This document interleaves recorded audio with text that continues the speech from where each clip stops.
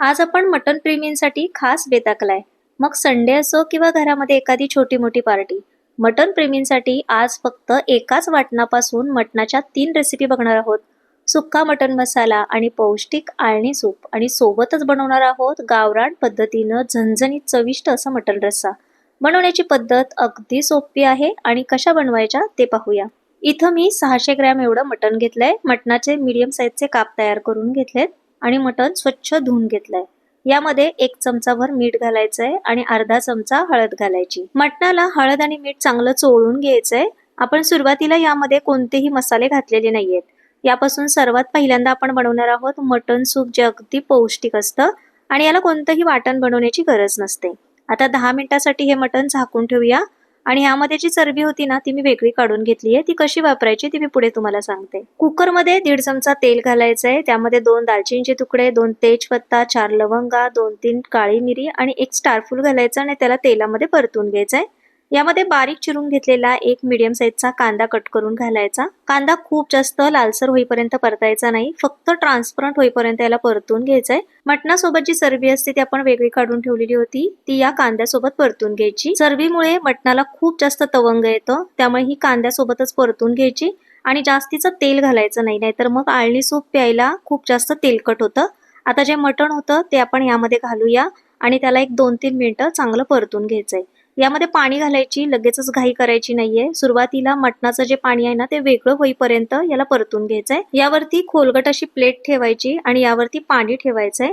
या पाण्याला चांगली वाफ येऊन द्यायची आहे. वाफ आली की झाकण काढायचंय आणि बघा, मटणाला सुद्धा खूप जास्त पाणी सुटलेलं आहे. मटणाचा पूर्ण अर्क या पाण्यामध्ये उतरतो, त्यामुळे लगेचच पाणी घालायचं नाहीये. थोडं थोडं आपल्याला हे मटण या पद्धतीने शिजवून घ्यायचंय. पुन्हा यावरती झाकण ठेवायचंय. वरची वाफ आलेलं जे पाणी आहे ते आता या मटणामध्ये घालायचंय आणि पुन्हा यावरती झाकण ठेवून पुन्हा एकदा पाणी ठेवायचंय. यामुळे मटणाच्या सूपची टेस्ट वाढते आणि असं 1 ते 2 वेळा पाणी गरम करून घालायचं. मटण बुडेल एवढंच पाणी मी इथं घातलेलं आहे. आता यामध्ये आपल्याला मटण शिजवून घ्यायचंय. आता कुकरचं झाकण लावून याला 4-5 शिट्ट्या करून घेतेय, म्हणजे मटण अगदी छान शिजलं जातं. तोपर्यंत मसाला कसा करायचा ते पाहूया. 2 इंच आल्याचे तुकडे, 10 ते 12 लसणाच्या पाकळ्या, थोडीशी कोथिंबीर, 2 टोमॅटो आणि 3 कांदे मध्यम आकारामध्ये कट करून घेतलेत.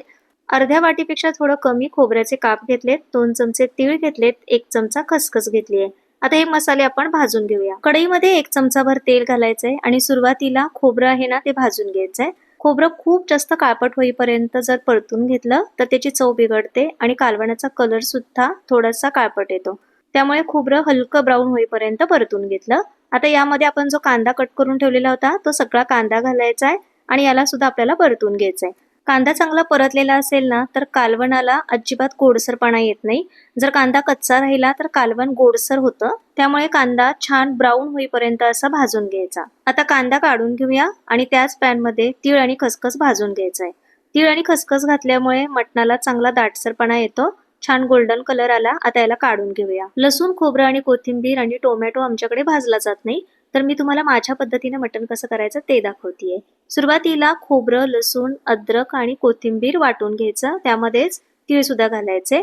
गरजेनुसार लागल तसं पाणी घालायचंय आणि अगदी बारीक असं वाटण वाटून घ्यायचंय. वाटण जाडसर वाटलेलं असेल तर ते व्यवस्थित मिळून येत नाही, पाणी आणि मसाला वेगळा होऊ शकतो. आता कांदा मिक्सरच्या भांड्यामध्ये घालूया आणि पाणी न घालता याला अगदी बारीक असं वाटून घ्यायचंय. खोबऱ्यासोबतच जर कांदा सुद्धा घातला ना, तर खोबऱ्याचे तुकडे यामध्ये राहू शकतात. त्यामुळे खोबरं आणि कांदा वेगवेगळा भाजायचा.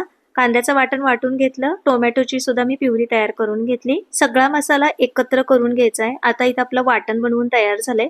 या वाटणापासून तुम्ही कोणत्याही मटणाच्या, चिकनच्या किंवा मच्छीचे सगळे प्रकार तयार करू शकता. कुकरची वाफ काढून घ्यायची. मटण सुद्धा खूप छान शिजलेलं आहे आणि बघा, आळणी सूप सुद्धा छान दाटसर तयार झालेलं आहे. यावरती थोडीशी कोथिंबीर घालायची. आता मटण सुद्धा मी तुम्हाला दाखवते. अगदी छान मऊसूत शिजलेलं आहे. हे आळणी सूप अतिशय पौष्टिक तयार होतं आणि हे लहान मुलांना किंवा आजारी व्यक्तीला पिण्यासाठी देऊ शकता. हाडांचे कोणतेही आजार असू दे किंवा हाडांची झीज भरून काढण्यासाठी हे सूप अतिशय उत्तम आहे. त्यामुळे आठवड्यातून एकदा तरी तुम्ही हे सूप नक्की करून प्या. पौष्टिक आणि चविष्ट असं आपलं सूप बनवून तयार झालं. आता आपण इथं मटणाचा रस्सा कसा करायचा ते पाहूया. तर सुरुवातीला कढईमध्ये मी 2 चमचे एवढं तेल घालून घेतलंय. तेल चांगलं गरम झालं की यामध्ये 1 बारीक चिरून घेतलेला कांदा घालायचा. कांदा घातल्यामुळे आपले जे मसाले आहेत ना, ते अजिबात करपत नाही. त्यामुळे सुरुवातीला कांदा घालायचा हलकासा कांदा परतून घ्यायचा आहे. आता यामध्ये मी लगेचच घरचा कांदा लसूण मसाला घालणार आहे.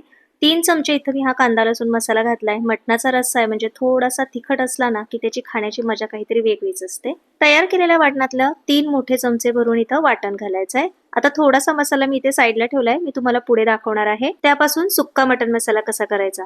आता आपण इथं जे मटणाचा रस्सा बनवतोय त्यामध्ये मसाला चांगला परतून घ्यायचा आहे.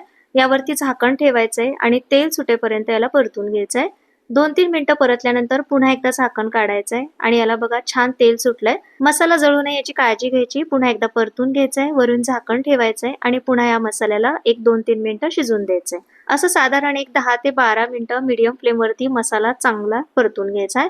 यामुळे मसाल्याचा कच्चापणा निघून जातो. एक वाटीभर मटण मी इथं साईडला काढून घेतलंय. आता जे कुकर मधलं बाकीचं जे मटण आहे हे सगळं या मसाल्यामध्ये घालून घ्यायचंय. आता याला चांगलं परतून घ्यायचंय. तुम्हाला मटणाचा रस्सा किती घट्ट किंवा पातळ हवाय त्या पद्धतीनं यामध्ये पाणी घालायचंय. बऱ्याच लोकांना यामध्ये भाकरी चुरून खायला आवडते, त्यामुळे थोडासा रस्सा पातळ ठेवला तर त्याची टेस्ट खूप छान येते. यामध्ये आता मी थोडंसं गरम पाणी करून घालतीये. गरम पाणी घातलं की मटणाची टेस्ट बिघडत नाही, त्यामुळे मटणामध्ये थोडंसं गरम पाणीच घालायचं, गार पाण्याचा वापर करायचा नाही. आता याला चांगली उकळी येऊन द्यायची आहे आणि झाकण ठेवायचंय आणि मंद गॅसवरती याला एक वाफ काढायची आहे. मंद गॅसवरती मटणाला चांगली उकळी येऊन द्यायची आहे, म्हणजे त्याचा कट आहे तो उडून जात नाही आणि तेलाचा कट सुद्धा छान येतो. तर मस्त असं आपल्या इथं गावरान पद्धतीचं मटण रस्सा बनवून तयार झालेला आहे. वरून थोडीशी कोथिंबीर घालायची आणि झणझणीत आपला इथं मटण रस्सा बनवून तयार झाला. आता सुक्का मटण मसाला तयार करूया. त्यासाठी कढईमध्ये 1.5 चमचा एवढं तेल घालायचं. तेल छान तापलं की आपण जे वाटण तयार करून घेतलेलं होतं त्याच्यातलं 2 पळी वाटण घालायचं. मसाल्याचा कच्चापणा जाईपर्यंत आणि मसाला चांगला परतेपर्यंत मीडियम फ्लेमवरती याला परतून घ्यायचाय. मसाला एक 2-3 मिनिटं परतल्यानंतर यामध्ये घरी तयार केलेला मी इथं कांदा लसूण मसाला 1.5 चमचा घालतीये. तुम्ही तुमच्या घरचा जो मसाला असेल तो कोणताही मसाला यामध्ये वापरू शकता.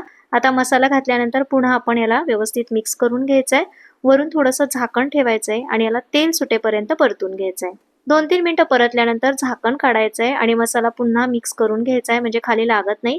आता यामध्ये मी 1 चमचा काळा मसाला घालतेय, यामुळे मटणाची टेस्ट खूप छान येते. हा काळा मसाला मी विकतचाच वापरलेला आहे. तुम्हाला जर हवा असेल तर तुम्हाला ऑनलाईन किंवा ऑफलाईन सुद्धा मिळून जाईल. आता यामध्ये आपण 1 वाटी जे मटण काढून ठेवलेलं होतं ते मटण यामध्ये घातलं. थोडंसं चवीप्रमाणे मीठ घालायचंय आणि याला चांगलं परतून घ्यायचंय.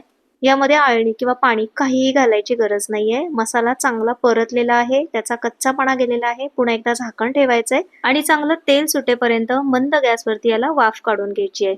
वरून थोडीशी कोथिंबीर घालायची आणि मस्त असं आपल्या इथं मटण मसाला बनवून तयार झालेला आहे. एकाच मटणापासून आपण आता 3 रेसिपी पाहिलेल्या आहेत. तुम्हाला कोणती रेसिपी सगळ्यात जास्त आवडली कमेंट्स करून मला नक्की सांगा. चॅनलवरती जर तुम्ही नवीन असाल तर चॅनलला नक्की सबस्क्राईब करा. पुन्हा भेटूया अशाच एका छानशा नवीन रेसिपी सोबत. धन्यवाद.